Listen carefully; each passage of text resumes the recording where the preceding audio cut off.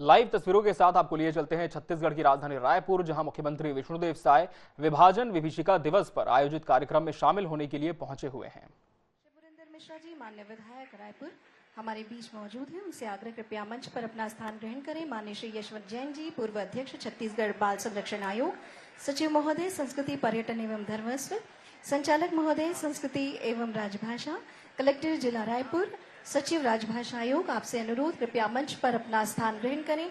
पूरे सम्मान के साथ पंकज झा जी से भी हम अनुरोध करेंगे, कृपया मंच पर अपना स्थान ग्रहण करें। राज्यसभा सांसद महोदया लक्ष्मी वर्मा जी हमारे बीच उपस्थित हैं, उनका भी अभिनंदन। रायपुर जिला पंचायत के अध्यक्ष नवीन अग्रवाल जी हमारे बीच उपस्थित हैं, उनसे भी निवेदन, वे अपना स्थान ग्रहण करेंगे। और अब हम सब राष्ट्रगीत के इस सम्मान में अपने स्थान पर खड़े होंगे। सर्वप्रथम राष्ट्रगीत, फिर राष्ट्रगान और फिर राज्यगीत की ओर।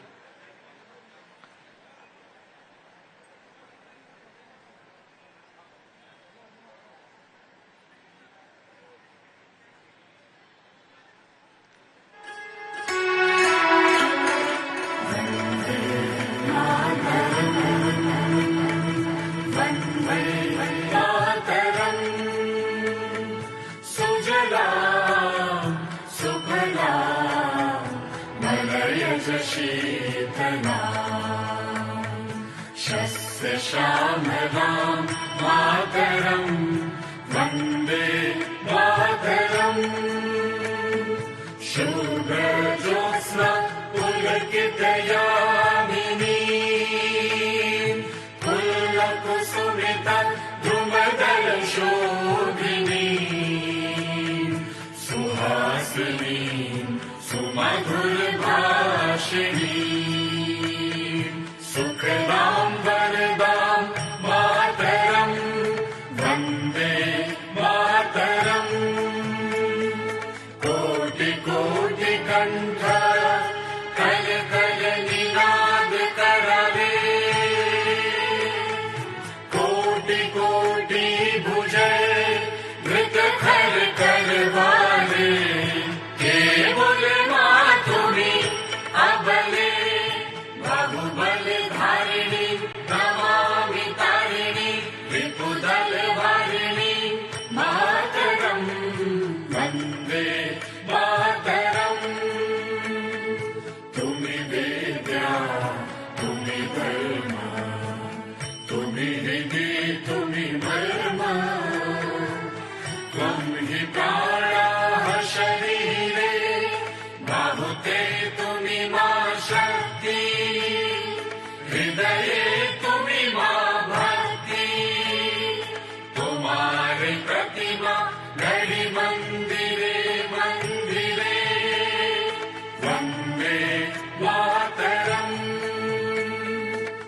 त्वं हि दुर्गा दश प्रहरणधारिणी, कमला कमल दल विहारिणी वाणी विद्या दायिनी। नमामि त्वां नमामि कमलां अमलां अतुलां सुजलां सुफलां मातरं वन्दे मातरं। श्यामलां सरलां सुस्मितां भूषितां धरणीं धरणीं मातरं वन्दे मातरं वन्दे मातरं। जनगण मन अधिनायक जय हे भारत भाग्य विधाता। पंजाब सिंध गुजरात मराठा द्राविड उत्कल बंगा, विंध्य हिमाचल यमुना गंगा उच्चल जलधि तरंगा। तव शुभ नामे जागे तव शुभ आशीष मांगे, गाहे तव जय गाथा। जन गण मंगलदायक जय हे भारत भाग्य विधाता जय हे जय हे जय हे जय जय जय जय हे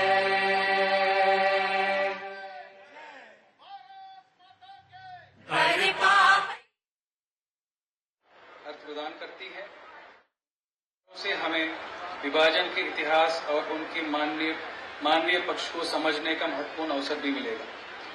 मैं छत्तीसगढ़ शासन संस्कृति विभाग की ओर से माननीय मुख्यमंत्री जी और कार्यक्रम में उपस्थित समस्त सम्माननीय अतिथिगण आप सभी को पुनः हार्दिक स्वागत और अभिनंदन करता हूं। आइए हम सब मिलकर संकल्प लें कि भारत की एकता, अखंडता और सामाजिक समरसता को सदैव अक्षुण्ण रखेंगे। इसी भावनाओं के साथ साथ आप सभी को पुनः स्वागत और अभिनंदन। जय हिंद, जय भारत, जय छत्तीसगढ़। धन्यवाद। बहुत बहुत धन्यवाद महोदय। आज हम सभी यहाँ एक ऐसे अध्याय को स्मरण करने के लिए एकत्रित हुए हैं जिसकी पीड़ा इतिहास के पन्नों तक सीमित नहीं है और उन स्मृतियों को अभी कुछ देर पहले हमारे कुछ प्रतिनिधियों ने यहाँ पर प्रस्तुत किया। अब बारी है उनके सम्मान की। मैं मंच पर आमंत्रित कर रही हूँ सिख समाज से श्री हरजीत होरा जी को, श्री राजेंद्र सिंह जी को और श्री मनमोहन सिंह सैलानी जी को। वे आए और माननीय मुख्यमंत्री महोदय जी से आग्रह कि वे अपने कर कमलों से उनका सम्मान करें। हमारे बीच सांसद महोदय का आगमन हुआ है। इस मंच की ओर से हम बृजमोहन अग्रवाल जी का जोरदार तालियों के साथ स्वागत और अभिनंदन करते हैं और शशांक शर्मा जी से हम अनुरोध करते हैं पुष्पगुच्छ देकर माननीय सांसद महोदय का स्वागत करें। और अब बारी है उन योद्धाओं को सम्मानित करने की जिन्होंने विभाजन विभीषिका की स्मृतियां हम सभी से साझा की। कोई नहीं चाहता था कि भारत का विभाजन हो और कई कहानियों में मैंने ऐसा भी पाया कि लोगों को ये विश्वास ही नहीं था कि ये विभाजन इतने वर्षों तक रहेगा। अधिकतर लोगों का ये मानना था कि ये एक उद्वेग है, थोड़े समय के बाद सब लोग अपने घर वापस आ जाएंगे। मुझे याद है हमारे सिख पूर्व वक्ता ने कहा कि रेड क्लिफ वो तो भारत आया ही नहीं था कभी। 8 जुलाई 1947 को वो भारत आता है। उसके पास 6 से 8 सप्ताह का समय है।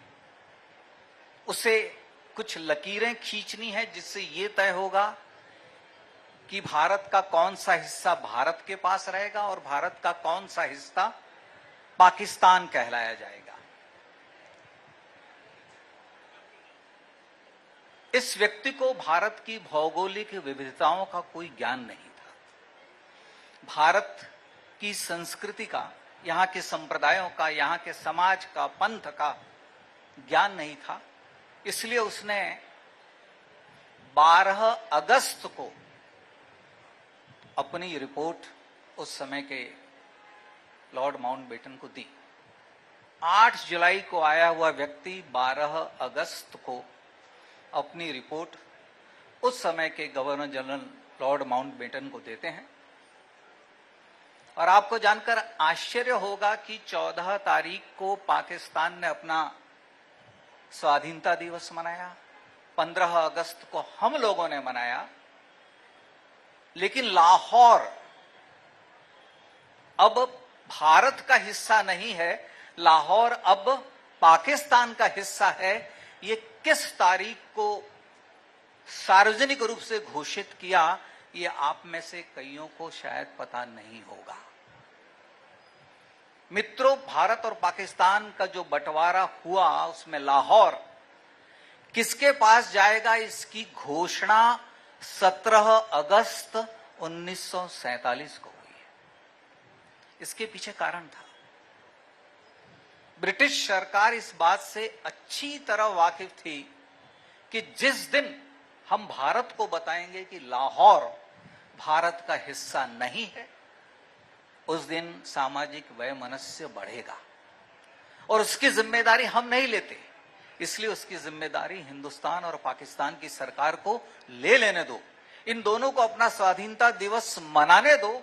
16 तारीख को, जिसे आज हम राष्ट्रपति भवन कहते हैं, उस समय उसको गवर्नमेंट हाउस कहा जाता था, वहां बैठक हुई और वहां ये बताया गया कि लाहौर पाकिस्तान के पास रहेगा और 17 तारीख को इसकी सार्वजनिक घोषणा होती है। मुझे बहुत अच्छा लगा, हमारे सिख बंधु, मैं उनका नाम नहीं जानता हूं, मैं बाद में आया था, उन्होंने एक बात कही कि देशभक्ति का जो जज्बा था, जो जुनून था, हम उसके कई मापदंड आज कह सकते हैं, लेकिन वास्तव में वह मुसलमान कौन था जो भारत छोड़कर पाकिस्तान गया?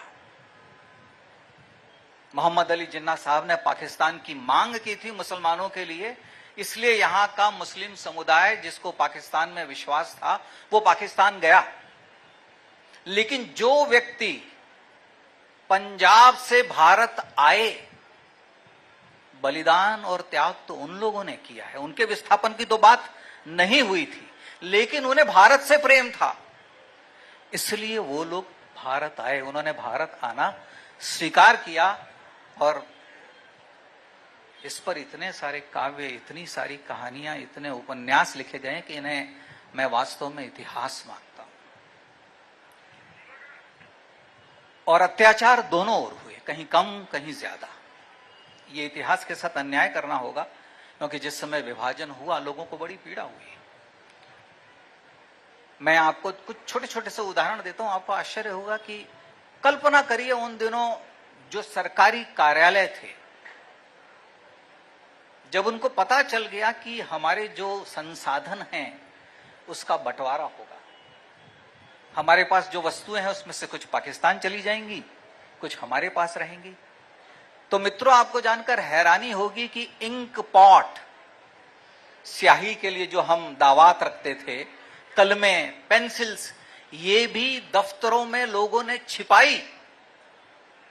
इसलिए छिपाई कि हमारे संसाधन पाकिस्तान के पास न जाएं। इतनी पीड़ा कि ये कलम और ये दावात भी मैं पाकिस्तान जाने नहीं दूंगा।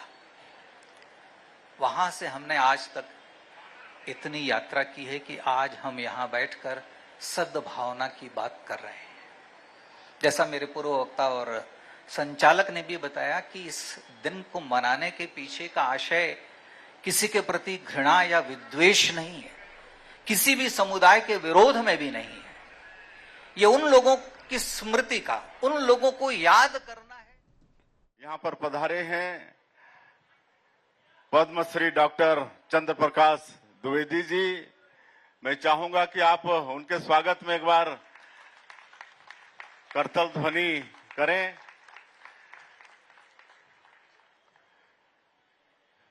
हमारे विधायक द्वय श्री पुरंदर मिश्रा जी, मोतीलाल साहू जी, जिला पंचायत के अध्यक्ष नवीन अग्रवाल जी, हमारे दोनों महामंत्री श्री यशवंत जैन जी, नवीन मार्कंडे जी, हमारे निगम मंडल के सम्मानीय अध्यक्षगण अमरजीत छाबड़ा जी, संजय श्रीवास्तव जी, डॉक्टर सलीम राज जी, शशांक शर्मा जी, मोना सेन जी, हमारे मीडिया सलाहकार श्री पंकज झा जी, अमित चिमनानी जी, हमारे धर्मस्व विभाग के सचिव, डायरेक्टर, सभी अधिकारीगण और आज के इस कार्यक्रम में मंच में विराजमान सभी महानुभावगण और विभाजन का दंश झेलने वाले ऐसे हमारे सिख समाज, सिंधी समाज, बंगाली समाज के सभी सज्जनवृंद, मातृशक्ति माताएं बहनें, युवा साथियों और मीडिया के मित्रों, सवेरे से ये कार्यक्रम प्रारंभ हुआ है और करीब करीब आज के संदर्भ में सारी बातें आ गई हैं, इसलिए मुझे ज्यादा कहने की आवश्यकता नहीं है। और जैसा मैंने पहले कहा कि शायद आज के इस कार्यक्रम के लिए पहले कोई दूसरा वक्ता तय हुए थे और इन समय पर वो आ नहीं पाए। वो तो हम लोगों का सौभाग्य था कि आपको आना था और आप यहाँ पर आए हैं। आदरणीय चंद्र प्रकाश जी, आपका बहुत बहुत स्वागत है। और आप सब लोग पद्मश्री डॉक्टर चंद्र प्रकाश जी को जानते हैं। चाणक्य धारावाहिक में चाणक्य का रोल करने वाले और अंकिता प्रीतम जी का जो उपन्यास पिंजर, उसको लेकर विभाजन विभीषिका को लेकर एक पिक्चर का निर्माण जिन्होंने किया है, जिसमें विभाजन की विभीषिका को पूरी तरह से उकेरा है, ऐसे आदरणीय चंद्र प्रकाश जी, उन्होंने आज सभी बातें हम लोग के सामने में रखी हैं। इसलिए मुझे ज्यादा कहने की आवश्यकता नहीं है। आज सब अनुभव भी अपना शेयर किए होंगे। समाज के लोग, जो पीड़ित समाज हैं, जो झेले हैं, वो तो शायद मेरे ख्याल से नहीं होंगे, लेकिन उनके परिवार के लोग हैं तो उनकी बातों को तो जरूर सुने होंगे। और जब देश का विभाजन हुआ और जो इन समाजों को कष्ट झेलना पड़ा, यातनाएं झेलनी पड़ी, उसका स्मरण तो होगा ही। और कोई भी समाज अगर अपने इतिहास को भूल जाता है तो फिर वो खाली इतिहास में रह जाता है। इसलिए अपने इतिहास को भूलना नहीं चाहिए। और आज ये जो विभाजन की विभीषिका है, इसको हर साल पूरा देश स्मरण करे, इसके लिए हमारे देश के यशस्वी प्रधानमंत्री श्री नरेंद्र मोदी जी ने ये 14 अगस्त को विभाजन विभीषिका स्मृति दिवस के रूप में मनाने का निर्णय लिया है। तो उनका मैं धन्यवाद करना चाहूंगा।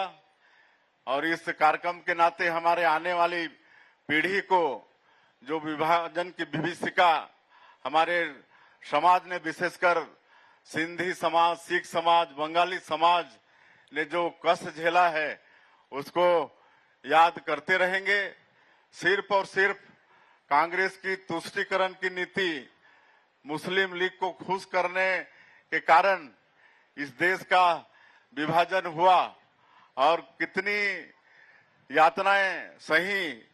जो मैंने नाम लिया है समाज का, उस समाज ने महिलाओं के साथ अत्याचार हुए, बलात्कार हुए, पूरा ट्रेन में मतलब लाशें आई और कई लोग वहां से चल भी नहीं पाए और वहीं उनकी हत्या हो गई।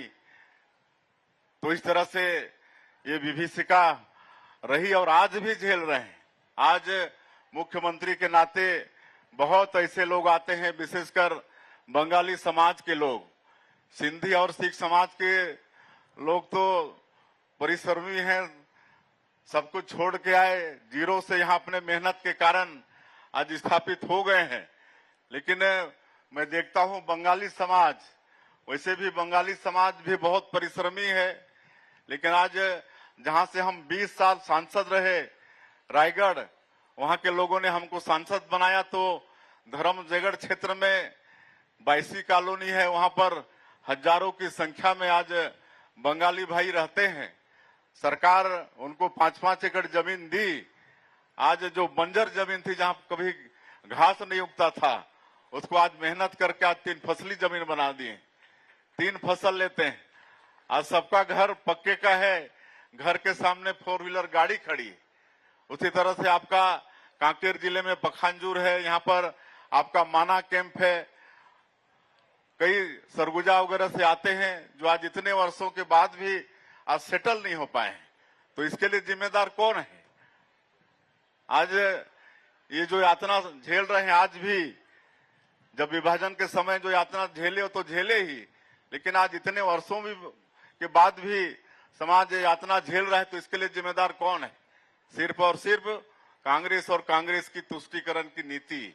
तो ये सब बात है। तो आज इस संदर्भ में बहुत सारी बातें हुई हैं, अनुभव भी आप लोगों ने शेयर किया है। और इसलिए आज भी मतलब जैसा आदरणीय द्विवेदी जी ने कहा कि आज भी ऐसे लोग हैं जो हमारे समाज को तोड़ना चाहते हैं। हमारे बीच में ही ऐसे लोग हैं, तो उनसे हम लोगों को सतर्क रहने की भी आवश्यकता है। और हम सभी लोगों को मिलके, हमारे देश के प्रधानमंत्री जी ने जो 2047 तक विकसित भारत का संकल्प लिया है, तो हम लोगों को भी विकसित छत्तीसगढ़ बनाकर सहयोगी बनना है। और उसमें आप सभी लोगों की भूमिका अहम रहने वाली है। मैं एक बार फिर से आप सब लोगों के तरफ से आज के मुख्य वक्ता आदरणीय पद्मश्री डॉक्टर चंद्र प्रकाश द्विवेदी जी का बहुत बहुत धन्यवाद करते हुए कि अपना बहुमूल्य समय निकाले। आपका उद्बोधन हम लोगों को सुनने को मिला। और जो विभाजन से जो पीड़ित समाज है, हमारा सिंधी समाज, सिख समाज, बंगाली समाज, ऐसे समाज को मैं नमन करते हुए आज सरकार आप लोगों के साथ खड़ी है। जो भी सहयोग हम लोग सरकार के माध्यम से कर पाएंगे, उससे हम लोगों को खुशी होगी। आप लोगों का धन्यवाद। जय हिंद, जय छत्तीसगढ़।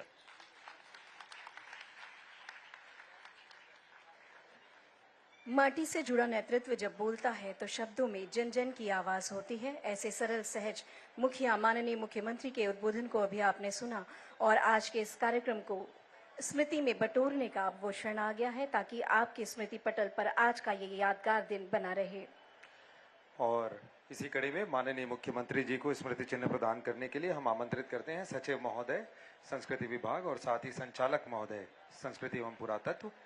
माननीय मुख्यमंत्री जी को स्मृति चिन्ह प्रदान करने के लिए हम सादर निवेदन करते हैं।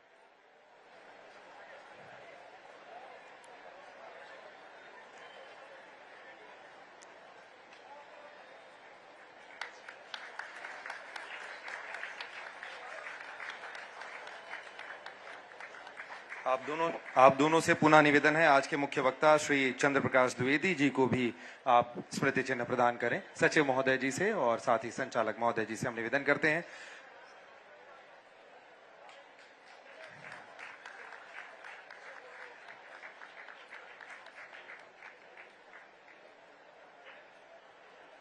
बहुत बहुत धन्यवाद। स्मृति चिन्ह की इसी कड़ी में आगे बढ़ते हुए माननीय सांसद महोदय श्री बृजमोहन अग्रवाल जी को स्मृति चिन्ह प्रदान करने के लिए संचालक महोदय डॉक्टर संजय कन्नौजे जी से हम निवेदन करते हैं। आदरणीय युधिष्ठिर जी हमारे बीच, आदरणीय युधिष्ठिर लाल जी हमारे बीच उपस्थित हैं। पूरे सम्मान के साथ हम उन्हें स्मृति चिन्ह प्रदान करने के लिए संचालक महोदय जी से निवेदन करते हैं। माननीय सांसद महोदय जी को स्मृति चिन्ह प्रदान करेंगे संचालक महोदय।